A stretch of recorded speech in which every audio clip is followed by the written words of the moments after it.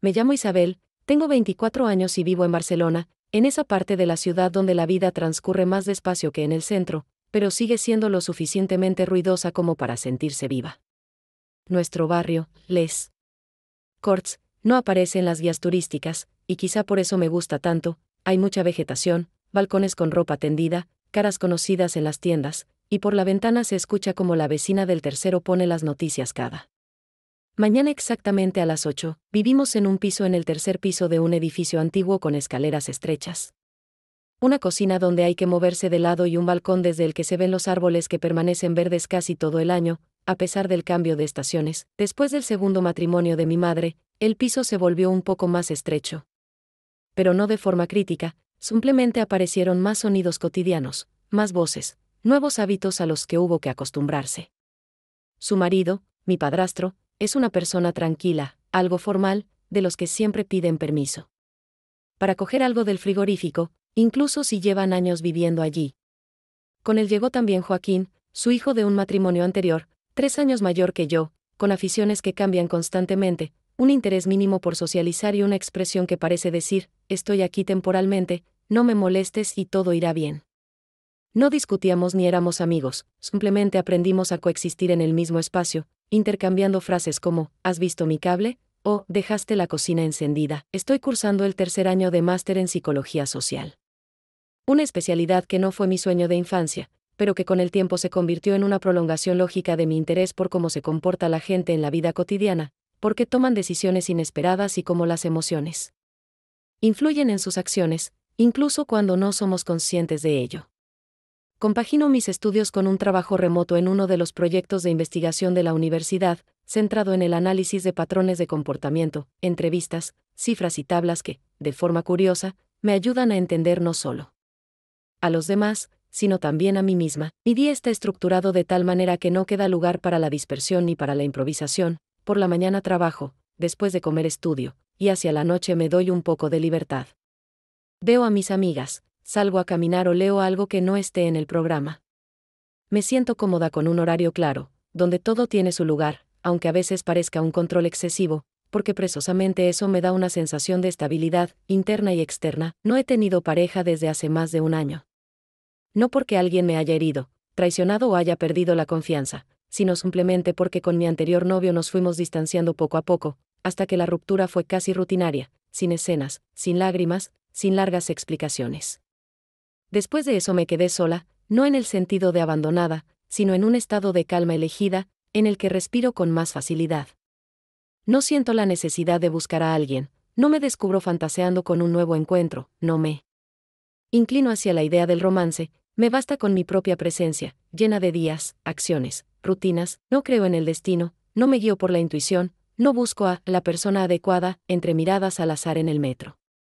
Las personas siempre son una elección, no una coincidencia, y nunca atribuyo significado a los encuentros si no tienen una continuación concreta. En eso hay algo de arraigo, una certeza interior de, sé por qué es así y qué hacer con ello. Y eso precisamente me ha ayudado a mantenerme entera, incluso cuando todo a mi alrededor cambiaba. Así que cuando mi madre me dijo que se iban de viaje con mi padrastro, 2 semanas por Portugal, sin planes claros y sin mí, y no lo tomé como una sorpresa, sino como un evento más que simplemente debía marcar en el calendario. Me quedé en el piso con Joaquín, lo cual también me parecía normal, ya que no era la primera vez que compartíamos espacio unos días cuando los adultos se iban. La mañana siguiente a su partida, el piso se sentía diferente, aunque físicamente nada había cambiado, las mismas paredes, las mismas tazas en el escurridor de la cocina, el mismo crujido del suelo junto al baño, pero en el aire había un silencio nuevo, que no era vacío, sino denso, algo incómodo, como si alguien hubiera dejado algo sin decir en medio de la habitación. Me desperté más tarde de lo habitual, me permití una mañana lenta, sin prisas. Preparé café, puse música de fondo, esa que mi madre siempre me pide bajar el volumen, y, por primera vez en mucho tiempo, desayuné junto al balcón abierto, observando a la gente apresurada allá abajo. Joaquín apareció en la cocina. Recién pasadas las 11, con el pelo revuelto y una camisa puesta al revés, de forma tan descuidada que no pude evitar sonreír, aunque no dije nada. Asintió, murmuró algo sobre una mala noche y se puso a mirar su móvil, lanzando de vez en cuando comentarios hacia la cafetera, que, según él, otra vez hace ese ruido molesto como si quisiera convertirse en un avión de combate. Sentí que, por primera vez en mucho tiempo, surgía entre nosotros algo parecido a una conversación normal. No era necesaria, pero tenía una naturalidad que no se sentía forzada. Durante los días siguientes no intentamos cambiar nuestro ritmo habitual de vida, pero tampoco mantuvimos la misma distancia a la que estábamos acostumbrados. No solo coincidíamos en el baño o la cocina, sino que a veces nos deteníamos unos minutos en el salón, hablando de cualquier cosa, una película que pasaban en la tele, una canción que sonaba por casualidad desde el altavoz, o detalles sin importancia que, en otro contexto, habríamos ignorado. No hablábamos mucho, pero las conversaciones se hacían un poco más largas, un poco más sinceras, un poco menos defensivas, como el agua que se filtra lentamente por la tierra, ocupando un espacio que hasta ayer parecía sólido e impenetrable. Una tarde, al volver de clase, ya con la calle oscureciendo, noté que la puerta del piso estaba entreabierta. Algo raro, porque ambos solemos ser meticulosos con cerrar todo bien. Al entrar, vi a Joaquín en la cocina, cocinando algo en la sartén.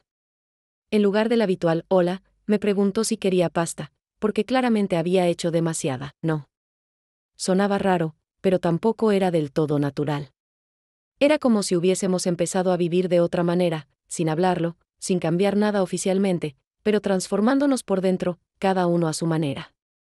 Noté una atención en su forma de estar que antes no existía, aunque no era invasiva, pequeños gestos, una taza de café que dejaba para mí sobre la mesa, un mensaje de ¿vas hoy a clase? Me daban la sensación de que ya no éramos solo dos personas obligadas a compartir un techo. Esa noche, acostada en mi cama mirando el techo, me sorprendí pensando en él más de lo que quisiera, no por deseo, sino por curiosidad. ¿Qué hacía? ¿En qué pensaba? Porque a veces parecía tan ausente y otras veces tan presente. Y aunque todavía no me permitía ponerle nombre a nada, algo en mí ya había empezado a cambiar. La noche siguiente, después de un día agotador con 3 entregas en paralelo y varias conversaciones online demasiado secas, sentí la necesidad de desconectarme por completo de todo.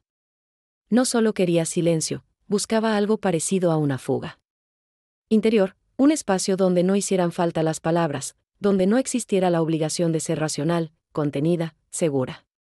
Un lugar donde simplemente pudiera ser, sin un rol, sin una función, sin formar parte de ningún horario. Puse música de esa que siempre logra cambiar el modo de mi mente a uno más tranquilo, casi meditativo, bajé la luz hasta ese punto en que la habitación empieza a parecer una cápsula segura, me quité todo lo que sobraba y me permití disolverme por completo en ese estado, sin intentar controlarme ni dar forma a lo que sentía. En ese momento el espacio era completamente mío, mi cuerpo, mi respiración, las paredes que parecían sostener un límite invisible, uno que nadie debía cruzar. Estaba tan sumida en ese proceso interno, no en pensamientos, ni en emociones, sino en un estado puro, que no escuché de inmediato el leve sonido de la puerta abriéndose. Un ruido que, en circunstancias normales, habría generado molestia o alerta, pero que esta vez pasó desapercibido, hasta que se volvió demasiado evidente. Cuando comprendí que alguien había entrado en la habitación, mi cuerpo se quedó inmóvil, no por miedo, sino por una vergüenza súbita, el desconcierto de volver bruscamente a la realidad exterior, de saber que no estaba sola, que alguien estaba de pie en la puerta y me veía tal como no debería verme.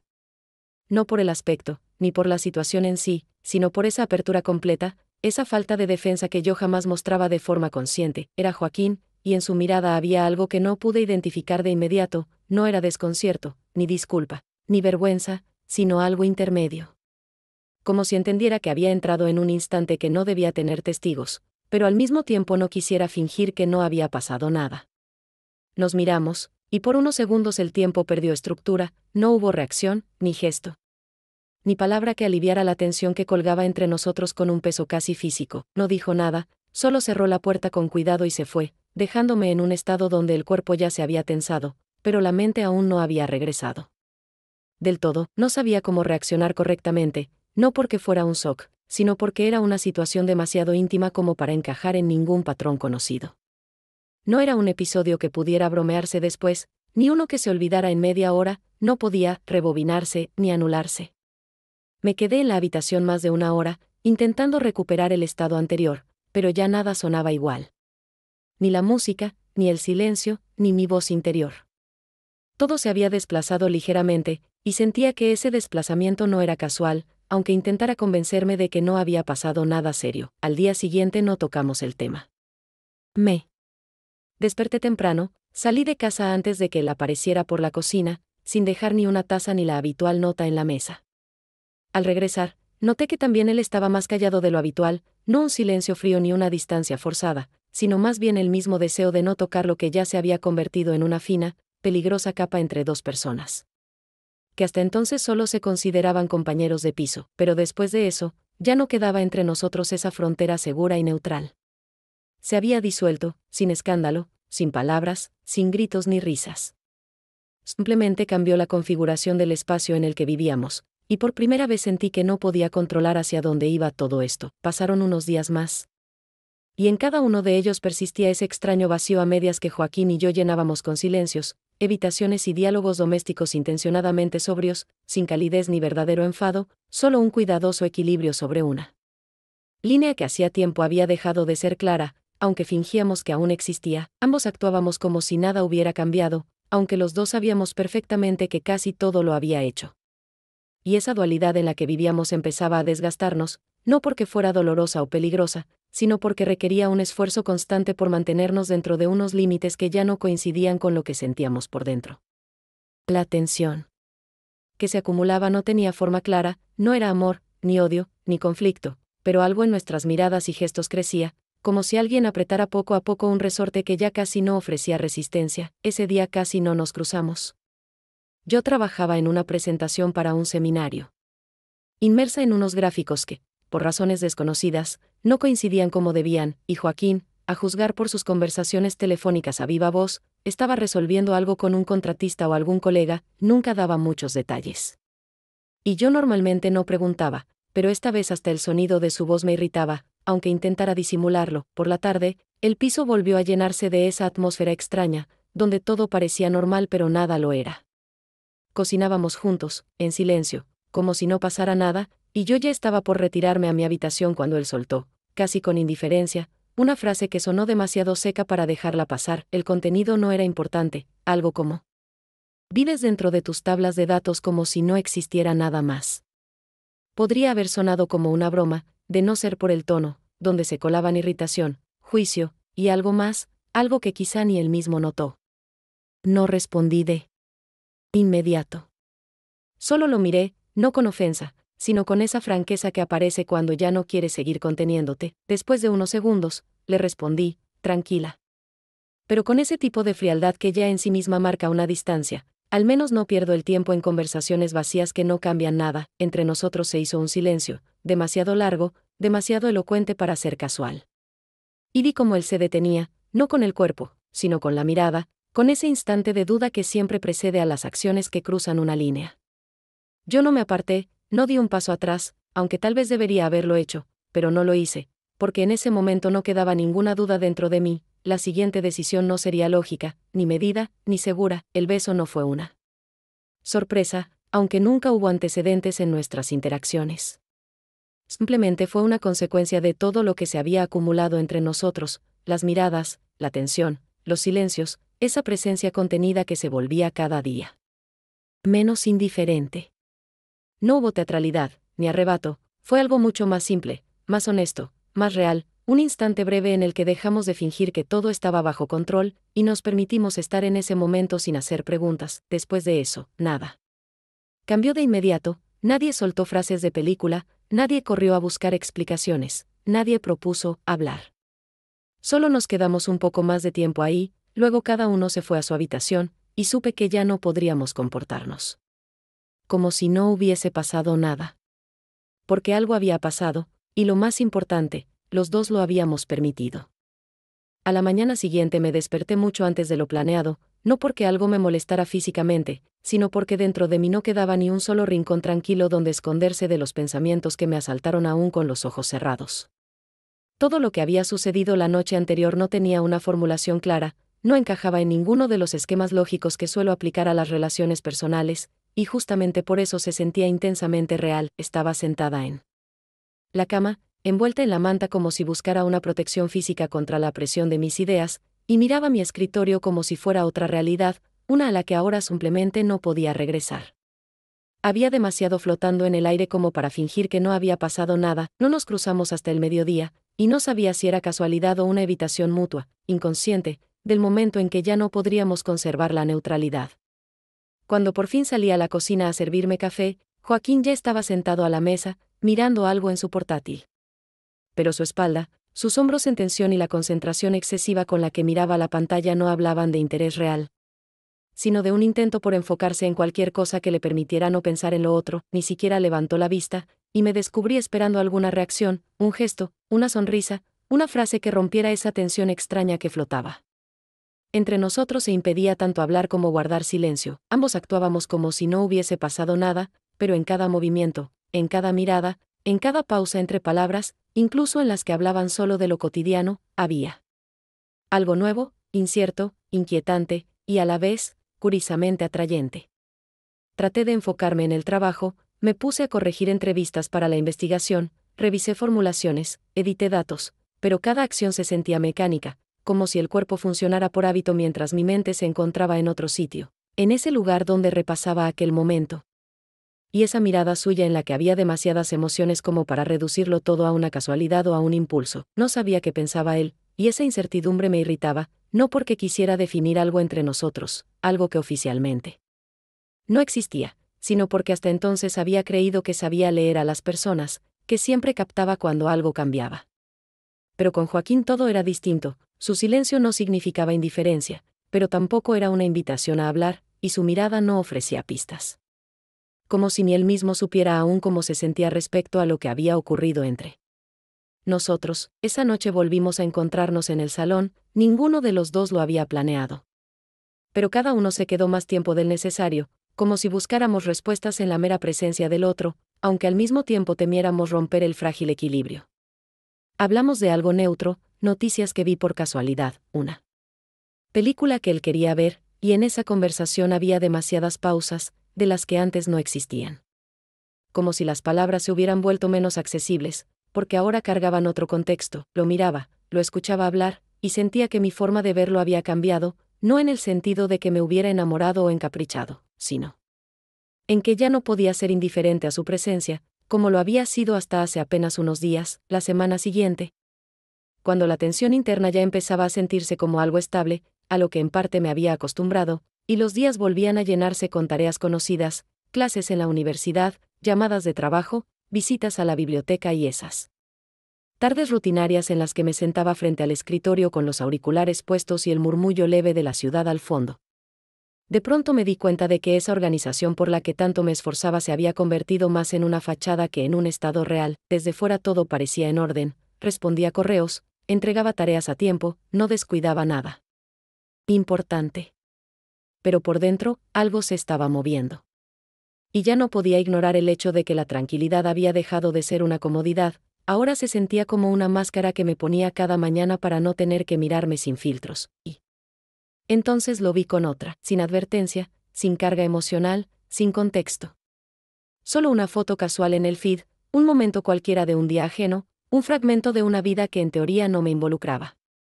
En la imagen, un lugar conocido, mesas al aire libre, tazas de café, ruido urbano de fondo, y él al lado. Una chica que lo abrazaba, reía, le sostenía la mirada con esa naturalidad relajada que no pude pasar por alto. Él no tenía un gesto de enamorado, no mostraba ninguna señal evidente, pero la manera en que se inclinaba hacia ella, cómo la escuchaba, cómo estaba presente en esa conversación, era suficiente para que, de repente, sintiera en el pecho una emoción completamente nueva para mí, no dolor, ni celos, ni rabia. Algo mucho más silencioso, pero más fuerte, un pensamiento fugaz y punzante, que él podía estar con alguien. Y no porque no tuviera derecho, sino porque yo seguía viviendo con la ilusión de que el tiempo jugaba a nuestro favor. No sentí nada dramático, no hubo crisis, ni monólogo interno, ni siquiera una oleada de tristeza. Pero desde ese momento, todo lo que había intentado contener dentro de mí empezó a comportarse de otra manera. Ya no podía fingir que me daba igual cuando entraba a la habitación, que no me importaba en qué andaba, cómo pasaba el día, con quién hablaba por teléfono o por qué regresaba más tarde de lo habitual. Incluso los pequeños detalles, como abría el armario, qué palabras elegía al dirigirse a mí, cómo respiraba cuando estaba cerca, todo eso se volvió más sonoro, y aunque no me permitía sacar conclusiones, sentí que ya no podía seguir siendo simplemente una observadora pasiva. No le pregunté nada, no por orgullo, ni por indiferencia, sino porque no tenía derecho a hacerlo. Entre nosotros no había ningún acuerdo, ningún compromiso, ninguna frontera. Pero al mismo tiempo, supe que justamente esa ausencia de límites se había vuelto el mayor irritante. Yo vivía dentro de algo que no tenía forma. Y al ver que eso sí podía tomar forma con otra persona, sentí que algo dentro de mí se desplazaba. No para siempre. Pero lo suficiente como para dejar de mentirme. No fue una escena, ni una traición, ni un acontecimiento. Fue una señal simple, no desde fuera, sino desde dentro. Una señal de que ya no estaba al margen. En los días que siguieron a aquel momento en que vi por primera vez a Joaquín con otra chica, todo lo que había estado oculto comenzó a tomar forma, aunque ninguno de los dos pusiera en palabras esos cambios. Los dos parecíamos intentar meternos a la fuerza en la vieja estructura de convivencia, esa donde todo se regula con simples reglas domésticas: quién lava los platos, quién cierra las ventanas, quién compra la leche. Pero esos rituales externos ya no alcanzaban para cubrir lo que se había transformado. Nos comportábamos de forma muy distinta a como lo hacen dos personas que simplemente comparten un piso. Nuestros diálogos se volvieron más breves, pero más tensos. En cada frase aparecía un subtexto que ya no era casual. Su entonación cambió, no de forma radical, pero sí lo suficiente como para que yo percibiera en ella una actitud distinta, algo entre el deseo de alejarse y la imposibilidad de hacerlo del todo. Notaba cómo se detenía en mí con la mirada una fracción de segundo más de lo necesario, como a veces no respondía enseguida, como si evaluara algo por dentro antes de hablar, y luego lo hacía, con esa suavidad rara, casi como una disculpa que antes no existía. A la vez, comenzaron a surgir pequeñas discusiones, nada serio ni agresivo, pero con una emoción que antes no estaba en nuestras conversaciones. Por ejemplo, me hizo un comentario sobre cuánto tiempo paso en el baño por la mañana, y yo, sin contenerme, respondí con más dureza de la que hacía falta. Esa escena pequeña dejó una sensación clara: cada palabra cargaba algo más que simple fastidio cotidiano. No discutíamos como parientes ni como simples conocidos, discutíamos como dos personas a las que ya no les era indiferente el otro. Intenté controlarme, volver a mi ritmo habitual, mantener la distancia, organizar mi día sin tener en cuenta su presencia. Pero con cada nuevo cruce en el espacio común, entendía que algo en nuestra forma de comportarnos ya no era corregible. Empezamos a bromear, no de forma abierta o ruidosa, sino con insinuaciones en las que claramente había más que ironía común. Una de esas bromas tocó el tema de las citas, y sentí en sus palabras una pequeña provocación, como si quisiera ver mi reacción, observar cómo respondía, pero al mismo tiempo se dejaba una vía de escape en caso de que yo no lo siguiera. No. Le respondí directamente, sonreí, pero no dije nada más, porque no sabía si estaba lista para abrirme más allá. Entre nosotros se formó un tipo de silencio especial, no frío ni vacío, sino uno que siempre contenía algo. Estaba lleno de pausas donde se escondían conversaciones aplazadas, pensamientos no expresados, preguntas nunca formuladas. Y cada uno de esos silencios se convirtió en un espacio compartido que los dos, de alguna manera, rodeábamos, pero nunca ignorábamos. Era parte de cómo ya coexistíamos. Me descubrí a veces esperando a que él volviera a casa, y cada vez que entraba en una habitación, sentía dentro de mí una especie de preparación, no para hablar, ni para confesar nada, sino simplemente para estar lista para lo que pudiera pasar. No era enamoramiento, ni una trama complicada, ni un juego de manipulación, era más bien la conciencia de que ya no tenía sentido fingir una normalidad que entre nosotros ya no existía. Porque incluso cuando callábamos, ese silencio sonaba mucho más fuerte que cualquier palabra. Pensaba en él, más seguido de lo que quería, más de lo que antes me permitía. Recordaba aquel momento en que entró en mi habitación, y aquella tarde en que lo vi con otra. Y mientras más repasaba esos fragmentos, más claro tenía que no podía volver al punto cero, incluso si lo deseaba profundamente. Todo lo que había entre nosotros antes ya no existía, y lo nuevo aún no tenía forma, pero ya gobernaba cada mirada, cada silencio, cada permanencia compartida en una misma habitación. Dimos vueltas en círculos alrededor de esta conversación durante mucho tiempo, tanto, que llegué a pensar que nunca ocurriría. Cada uno de nuestros días era un intento por regresar al formato inicial, ritmo habitual, frases neutrales, un silencio aparentemente tranquilo. Pero todos esos, casi, ya no funcionaban. Cada pequeño detalle generaba tensión, no porque fuera importante, sino porque escondía demasiadas cosas no dichas. Vivíamos cerca, pero no juntos. Y ya no podía seguir así. La conversación no empezó como un plan. No fue una necesidad de aclarar. Empezó por cansancio. Por una noche cualquiera, en la que entré a la cocina a servirme agua y lo vi junto al fregadero. Estaba lavando algo, un plato o una taza, ni siquiera lo miré. Solo me detuve. Tenemos que hablar, dije. Sin rodeos, sin tono. Solo como es, él no respondió. Solo cerró el grifo, se secó las manos con un paño y se giró hacia mí. Me miró, atento, sin defensas. Habla, dijo. Yo estaba apoyada contra el borde de la mesa, tratando de formular la idea de un modo que no destruyera nada de más, pero que tampoco dejara nada escondido entre líneas. Me cuesta seguir fingiendo que todo está bien. No sé estar a medias. Y ahora mismo estamos ahí, en ese, ni una cosa ni la otra, lo sé, respondió. Su voz era tranquila, pero no indiferente. A mí también me está costando. Te vi con una chica, dije tras una pausa. Sin elevar el tono, sin reproche. Solo un hecho, asintió levemente, fue una sola vez. Pensé que si me distraía, sería más fácil. Pero fue al revés. Entonces, ¿para qué? Porque no entendía lo que me pasaba. Y tenía miedo de entenderlo. ¿Y ahora? Se acercó un poco, apoyó las manos en la mesa. Ahora tengo miedo de perderlo, pero no empezamos nada, dije. Oficialmente, pero tampoco pudimos parar. Necesito saber que no estoy sola en esto. Porque no puedo seguir actuando como si esto fuera solo una etapa rara. O estoy en esto de verdad, o me salgo del todo. Pero seguir callando ya no es una opción. Él guardó silencio un rato, pero en ese silencio ya no había distancia. Era un silencio de reflexión. De verdad, yo estoy en esto. Desde hace tiempo. Solo que no sabía cómo decirlo. Sentí como algo dentro de mí aflojaba. Como si por fin pudiera respirar.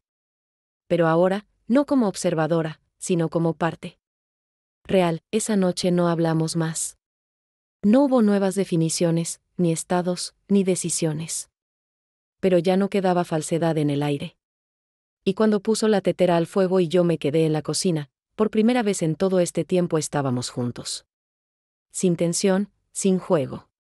No juntos solo en lo doméstico. Juntos en la elección. Después de aquella conversación breve pero decisiva, todo a nuestro alrededor seguía viéndose igual que antes, nada cambió por fuera. Seguíamos coincidiendo en la cocina, saludándonos con el mismo tono de siempre, hablando de cosas pequeñas, quién compró la leche, cuándo sacar la basura, que queda en la nevera. Todo parecía normal. Pero solo en apariencia. Porque lo que había nacido entre nosotros ya no necesitaba gestos ni explicaciones. No era un romance visible, ni una relación que cualquiera pudiera identificar de inmediato. Más bien era una sensación, esa que surge entre dos personas cuando algo ya ha sucedido, y no se puede ni rebobinar ni borrar. No actuábamos como pareja, pero el silencio entre nosotros ya no era indiferencia. Era algo en el borde, un reconocimiento sin declararlo, una cercanía sin etiquetas. Durante un tiempo pensé que solo nosotros lo notábamos. Que todo ocurría dentro. Pero un día, mientras estaba con Clara en mi habitación, simplemente tomando café y hablando de sus exámenes, todo cambió sin aviso. Estábamos escuchando música de fondo, ella hablaba de un profesor, yo jugaba con un bolígrafo en la mano, y de pronto Joaquín entró en la habitación.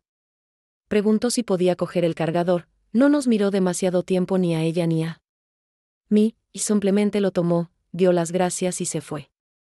Todo, completamente normal, pero en cuanto la puerta se cerró, Clara se quedó callada. Y luego, sin cambiar el tono, como si siguiera la conversación anterior, soltó, «¿Os lleváis bien, verdad?». La miré un poco más de lo necesario. «¿Por qué lo dices?». Ella sonrió, pero no con ironía ni complicidad, era más bien esa amabilidad precavida que usan los amigos cuando no saben si pueden ir más allá. Nada. Es solo que no os peleáis. Pero hay algo raro. No sé cómo llamarlo. Quizás es que ya nos hemos acostumbrado a vivir juntos, respondí, cuidando que la voz no me temblara. Tal vez, dijo. Pero cuando él entró, tú te callaste. Y te tensaste. Un poco. Eso siempre significa algo. Bajé la mirada hacia la taza y no dije nada. Por primera vez no me salió inventar una respuesta neutra. Ella no preguntó directamente, no insistió, pero su tono dejó una huella clara en mí y algo, efectivamente, se estaba volviendo visible. Y quizás no solo para ella, porque unos días después, cuando mi madre y su marido volvieron del viaje, lo primero que sentí no fueron sus abrazos ni la alegría de tenerlos de vuelta, sino la forma en que ella me miró. No fue una mirada prolongada, sino el peso de esa mirada, silenciosa, directa, atenta. No dijo nada. Pero cuando Joaquín y yo trajimos las maletas desde el coche al mismo tiempo, ella se quedó en el pasillo y miró. No a nosotros, sino entre nosotros, no hizo preguntas. No cruzó ninguna línea. Pero su silencio revelaba una atención que ya no se podía esconder detrás de la cortesía.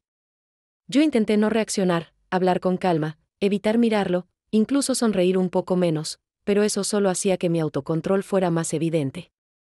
Y por primera vez sentí que cuanto más intento parecer normal, más claro sé. Vuelve que algo en mí ya cambió, esta vez no sentí vergüenza. No tuve la sensación de que estuviéramos haciendo algo mal. Al contrario, fue extraño darme cuenta de que seguía viviendo a medias, creyendo que esconder era igual a proteger.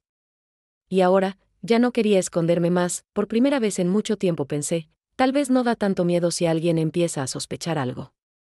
Da más miedo seguir fingiendo que esto se puede sostener dentro de un no ha pasado nada, después de que empezaron a aparecer las primeras señales externas, preguntas, miradas o simplemente silencios que de pronto se volvían más atentos, entendí que esconderse no era algo que no supiéramos hacer, sino algo que ya no queríamos. No hablamos de ello directamente, no pactamos nada, no hicimos planes para cambiar nuestra forma de comportarnos ni para pasar a otro nivel, pero poco a poco cada gesto, cada cruce de miradas, cada reacción empezó a volverse un poco más libre, un poco más honesta. Como si, por fin, nos permitiéramos dejar de arrinconar la realidad. No tomamos ninguna decisión formal. Solo dejamos de fingir. No dejamos de ser prudentes, pero sí dejamos de hacer como si no estuviera pasando nada. Y en eso había mucho más respeto por nosotros mismos que en cualquier conversación formal que buscara definir qué somos. Porque en realidad, ni él ni yo estábamos listos para ponerle nombre a lo que teníamos. Tal vez porque no sabíamos qué palabras servirían, o tal vez porque esto era tan poco convencional que las categorías habituales no encajaban. Pero lo que sí estaba claro era que ninguno quería perder esta cercanía nueva, frágil, pero ya importante. Una noche, cuando volvimos a quedarnos solos en el piso, mi madre y su marido habían salido a cenar con unos amigos, y yo acababa de terminar una reunión online. Fui a la cocina, donde él estaba cocinando algo, y ni siquiera me dio tiempo a inventar una excusa para empezar a hablar. Las palabras salieron solas, como si las hubiera estado pensando desde hacía tiempo pero solo ahora pudiera decirlas. No pregunté qué somos, ni qué significa esto, porque tampoco quería encasillar lo que teníamos. Pero ya no podía vivir en un sin nombre total. Así que simplemente lo miré y le pregunté, no por definición, sino por presencia, y ahora que no era una pregunta que buscara una respuesta inmediata, no tenía dobles intenciones ni ultimátum.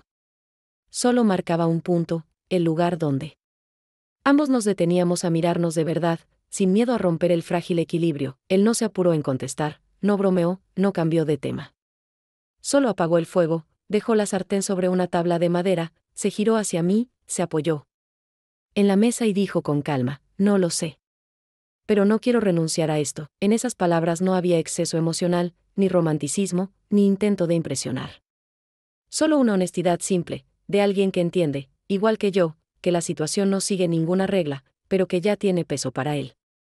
Y eso era suficiente para que yo sintiera que ya no necesitábamos inventar un nombre para lo que pasaba.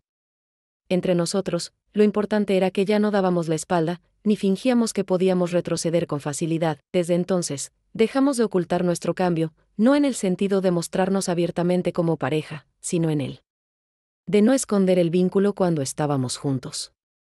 Ya no evitábamos estar presentes uno junto al otro frente a los demás, no callábamos de forma artificial cuando alguien entraba a la habitación, no cambiábamos de tono cuando aparecía mi madre o una amiga. Seguíamos siendo nosotros mismos. Pero ahora, juntos, eso no significaba que hubiéramos resuelto qué éramos. no significaba que hubiéramos empezado algo oficialmente, ni cerrado nada del pasado. Pero ambos reconocimos que ya no queríamos escondernos, y esa fue una decisión que no necesitaba aprobación de nadie. Y aunque aún quedaba mucho por delante, en ese momento, esa postura era la más honesta que podíamos tomar. Desde aquel momento ha pasado algo de tiempo. Lo suficiente para dejar de reaccionar a cada mirada, pero no tanto como para poder ponerle un nombre a lo que estamos viviendo. Seguimos viviendo juntos, la misma casa, las mismas personas alrededor, los mismos sonidos de la noche tras la ventana. Pero ahora, cuando coincidimos en la cocina o compartimos el silencio del balcón, ya no hay esa presión de lo no dicho. La incertidumbre se ha ido. Sin grandes conversaciones. Sin etiquetas, simplemente nos quedamos. No porque tuviéramos que hacerlo, sino porque ninguno quería irse, no hicimos promesas, no trazamos planes, no pusimos condiciones. Pero en cada ¿estás en casa? ¿O vas a cenar? Ahora hay más de lo que antes había. No es pasión. No es romanticismo. Es algo más profundo, una calma que llega después de las dudas. Una cercanía que no necesita mostrarse. Una elección que no pide ser explicada con ruido. Esto no es una historia de casualidad. Es la historia de dos adultos que vivían cerca. Y, de pronto, comenzaron a verse. No a través de ideas, sino de verdad. Con todas las pausas, las miradas, el silencio que ya no esconde nada, no inventamos un nombre para esto. Pero dejamos de huir de ello. Y tal vez, por primera vez en mi vida, no quiero anticipar cómo va a terminar, porque mientras estemos cerca, eso basta, no todo lo que no tiene nombre es pasajero. Algunas cosas simplemente no necesitan título.